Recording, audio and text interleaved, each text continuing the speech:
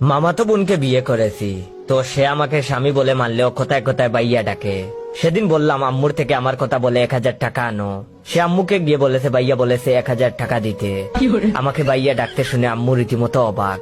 আমি তাকে 1000 বার বলছি আমাকে বাইয়া ডেকো না, লোকে মন্দ বলবে। প্রতিবার উত্তরে সে বলে, আপনি তো আমার ভাইয়া, ছোটবেলা থেকে বাইয়া ডেকেছি, এখন এটা ছাড়তে পারবো না। আমি রাগ কন্ট্রোল করে চুপ করে থাকি। অন্যদিকে বউ আমাকে ভাইয়াই ডাকে, এটা পুরো মহল্লা জেনে গেছে। বন্ধু মহলও এর থেকে বিকল্প নয়। সেদিন বউকে নিয়ে শপিং থেকে ফেরার পথে দুটো ছেলে আমাদের দেখে বলতেছে, আহা ভাই বোনের কি ভালোবাসা। এটা শুনে মেজাজ গরম করে ছেলেটাকে মারতে গেলাম। বউ আমাকে আটকে বলল, রাস্তার ছেলেদের মারতে নেই ভাইয়া। মেজাজ গেল আরো রেগে। দিলাম বউকে ঠাটিয়ে থাপ্পড় খেয়ে কান্না করতে করতে বউ বলল, আমাকে মারলেন কেন ভাইয়া? এটা শুনে আমি জ্ঞান হারালাম। পরের দিন আমার জ্ঞান ফেরার পর বউ আমাকে বলে, এখন শরীর কেমন লাগছে ভাইয়া?